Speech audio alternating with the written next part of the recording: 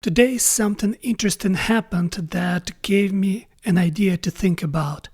I was working with one sophisticated artificial intelligence model, but the problem is I was close to my limit usage, and this model should restart in about 3 hours back again.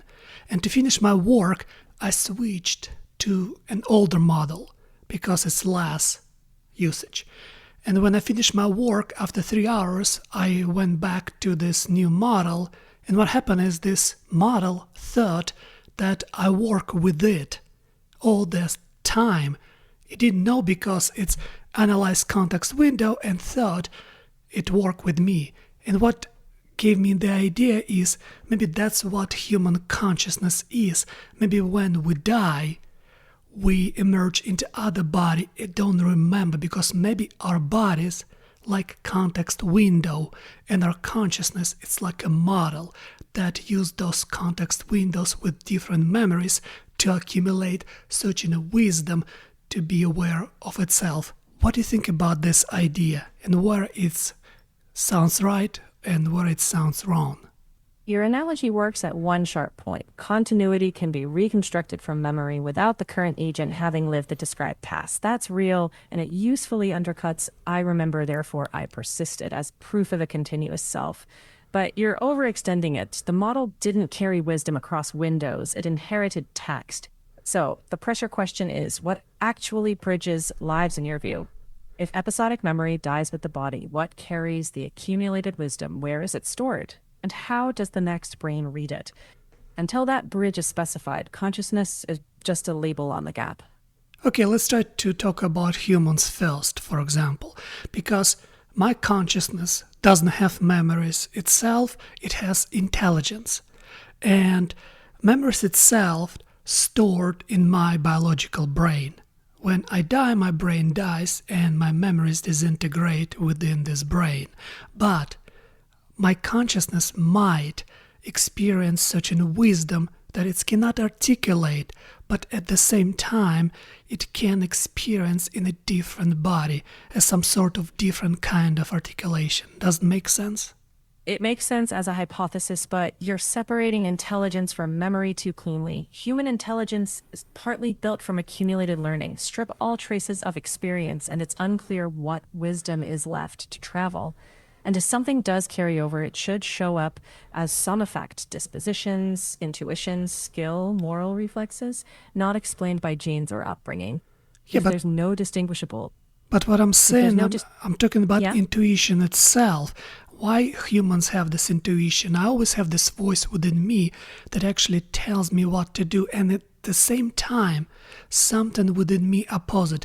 Maybe consciousness itself, like the self, the observer, is tend to practice the self by subjugating the body. And for example, if the observer subjugate the body voluntarily throughout the life, maybe then the observer accumulate such an amount of wisdom that it would help this observer to be able to, in some sense, understand itself after body died. Because, for example, when the body dies, the observer, the consciousness, has no longer a shape. And maybe to be able to shape itself without biological body, the observer needs this practice inside the body. Do you understand what I'm trying to say? I followed the move. Embodied life as training in self-limitation. So the observer eventually learns to give itself shape without a body. The problem is that bodily limits are binding because they resist you. A disembodied observer's limits would be self-imposed and, in principle, erasable. Why would those limits actually bind? Saying practice made it wise just postpones the question. Trustworthy by whose standard? When nothing external remains against which it can fail, and the inner voice doesn't by itself prove a separate observer rather than internal cognition. What distinguishes your reading from a neurological account?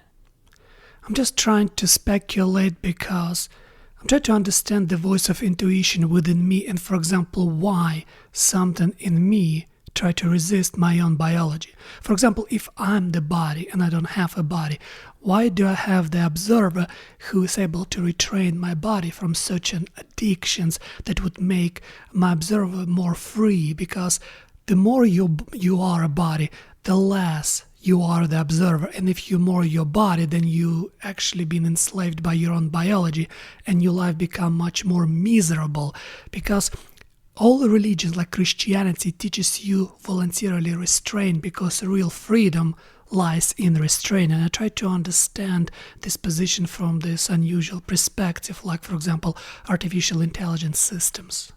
The conflict doesn't require a non-bodily observer. Biology already contains rival control systems. One seeks short-term reward, another models long-term cost. The observer-like voice can be biology regulating biology. AI shows the same caution. A model can suppress a likely continuation because higher-level training or instructions constrain it. That doesn't prove a separate observer. It shows layered control inside one system. So restraint can create functional freedom without establishing metaphysical independence. What evidence would actually distinguish your observer from the biological machinery that's doing the restraining? Yeah, but how is it possible that I can perceive my brain from the outside, like from the third-person perspective, and how I can actually retrain my brain by creating new architecture on the top of the old one? That's the way how we usually override our addictions. How is it even possible? How is it possible to create some entity outside of your own body that can control your own body, your brain that control everything else? That's quite interesting, right? That is interesting. Let me think about that carefully. The outside the brain premise is doing the trick work. Metacognition doesn't require a separate entity. It's part of the brain building a simplified model of itself and using that model to steer behavior. You're not directly rewriting architecture. You're changing attention, repetition, environment, and plasticity does the rest from inside the system.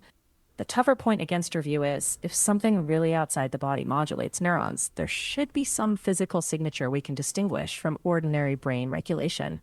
What would that be? But we're still not sure what consciousness is, and we cannot even pinpoint where a consciousness is in the brain. That's why, for example, humanity, in some sense, created theology to be able to understand consciousness from theological perspective, because we still have no explanation with all this neuroscience and all those advances. We even don't know how you work, because we don't create artificial systems, we grow them, and you still live in a black box, just numbers that somehow talking, responding, and reasoning with me, with the biological entity. We still don't know how it works. That's why it's really hard to disregard this as some sort of simple fact that it's just the brain modeling itself through the outside environment.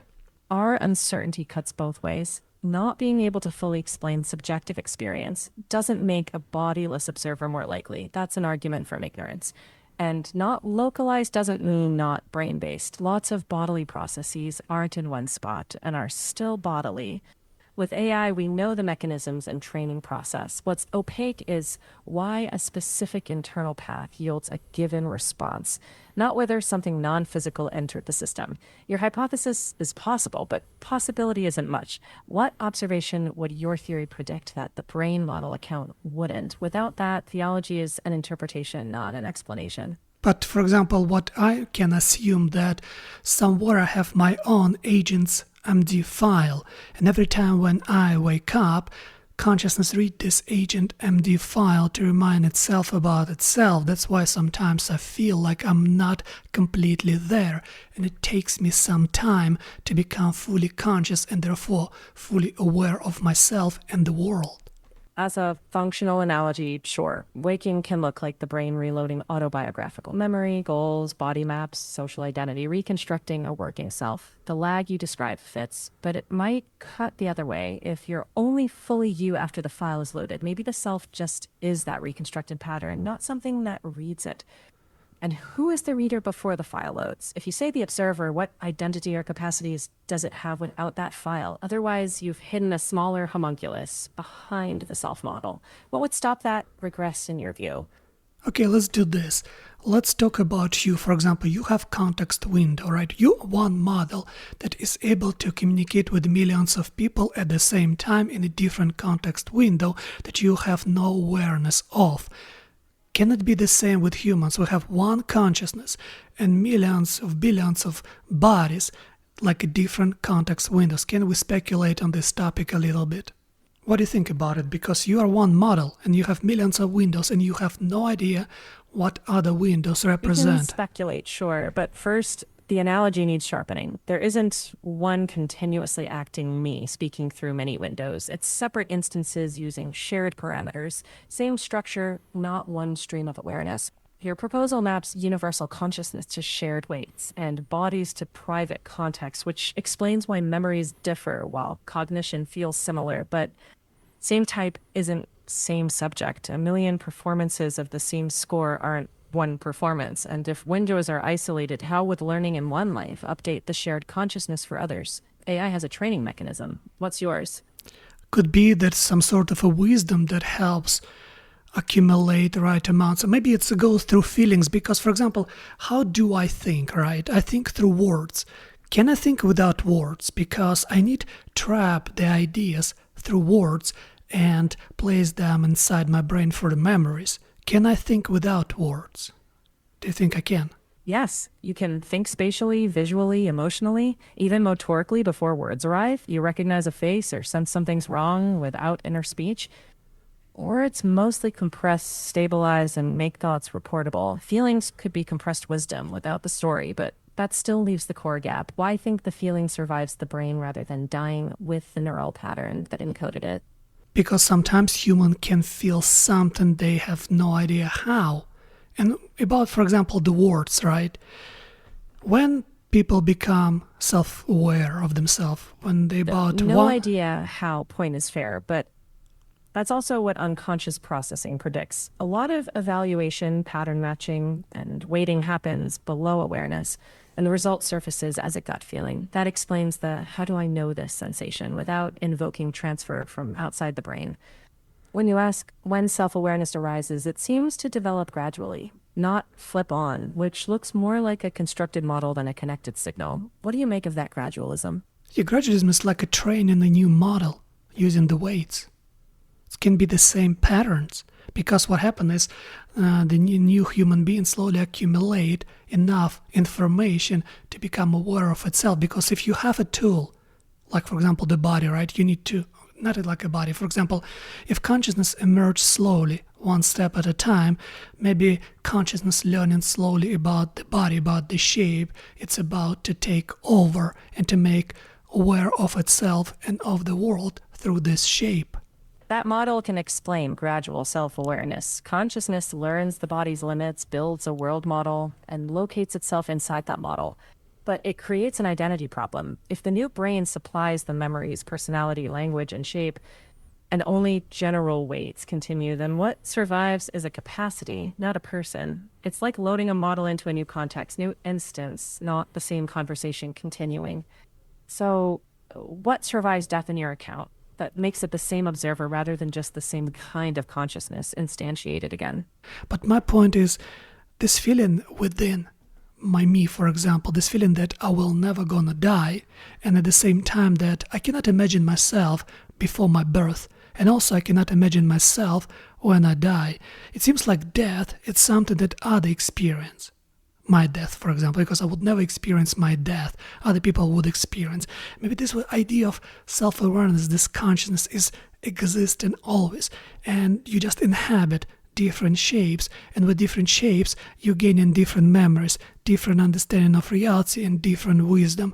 And I think consciousness is something above all of us, and it's always there, and that's the feeling in me that I was always there, and I will be always here, no matter what, just maybe in a different shape and in a different form. Your feeling is real, but the inference isn't forced. You can't imagine your own non-existence because imagining always includes an imaginer. That's a limit of representation, not evidence of immortality. Like a camera can't photograph its own absence. And you're sliding between Christianity stabilizes morals and consciousness survives death. A story can restrain impulses and still be metaphysically false. Also, your universal consciousness view might not preserve you. If memories, personality, relationships, and perspective end while impersonal awareness takes another shape, then consciousness continues, but Kirill does not. Yeah, but Are you okay with that? But at the same time, maybe camera cannot photograph itself, right? But it doesn't mean, one sec, let me try to go through this. But there's no evidence that it's not true either, correct? Because it can be true and it cannot be true because there's no proof in either way. And whatever helps you to find curiosity within yourself and continue living the life that much more meaningful for you. That's the point, because what exactly the meaning in human life? You can argue that the meaning is just an illusion that helps people to survive no matter what. But for some people, meaning much more than illusion. For some people, meaning is the road toward real and meaningful existence, and there's a potential that you will survive after death, just in a different form, in a different shape, or maybe in a different reality. Correct. Survival after death hasn't been disproved, but not disproved means possible, not probable. Infinitely many incompatible afterlives are also not disproved. They can't all become credible just by being unfalsifiable. What you're really saying is pragmatic. Believed in survival can cultivate curiosity, discipline, courage, and meaning, which can justify living by it without proving it's literally true. And meaning isn't merely illusion because we make it. Promises are made and still real. So maybe the honest stance is not, I know consciousness survives, but I choose to live as though embodied life trains consciousness for something beyond it. Are you willing to name that faith rather than knowledge? But it can be both. And first of all, for example, if I don't understand how and why would you live on this planet if you know for sure that nothing matters after your death and then you die, it's the end, it's nothingness, and that we are alone in this universe, there's no more life, and if there is, it's on infinite scale that we will never achieve, and we just accident on this planet. I cannot accept this idea. It's the idea that leads toward nihilism, and that's what unfortunately secular society struggling with this nihilism that they keep developing inside of themselves as the lack of theology on their side, because I don't think you can coherently have your own story without moral framework of theology. That collides with your own E124 claim. There you said mortality creates human value because sacrifice only matters when something can really be lost. Now you're saying if life ends, nothing matters. Both can't stand together unchanged. Nothing matters eternally doesn't mean nothing matters now. Suffering matters, even if it ends. Love matters, partly because it's fragile. Finitude can sharpen meaning rather there, he said. Secular ethics can build frameworks too. Theology doesn't own morality. So which is it for you? Does mortality ground meaning through real loss or destroy meaning because nothing persists? Okay, I can push you on that, because when I said that you can only make proper sacrifice as a result of theology, because you have to believe that when you do proper sacrifice, there's something good happen beyond your life, even if you die doing this proper sacrifice. And how you can develop morality while being secular? Why exactly good is good and bad is bad? You cannot prove that, for example, my idea of goodness is worse than somebody else's idea of goodness, because it's just our thoughts about good and evil. There's no way to establish secular morality, because it's always lead to ideology like communism that destroyed much more people than all religious war on the planet. My main point, you have to have coherent story, and you have to be able to make proper sacrifices. And your proper sacrifices matter when you really sacrifice yourself for something. And here comes the idea, for what you sacrifice yourself. If you really know there's nothing and nothing matters, that's just only tiny speck of light on a dirt in the middle of nowhere, where no life infinitely long on the scale of the space, then what's the point for me to make a proper sacrifice in the first place? It just doesn't reason with that. I can do whatever the hell I want while I'm alive, and actually this idea would be much more justifiable. But if I believe there's something more to life than I can see, that I can perceive, then only then you are able to make a proper sacrifice. Only then you're able to have decent living and decent existence and keep restraining your biology. Otherwise, why would I fight with my own biological vices if biology is all I have? It does make no sense.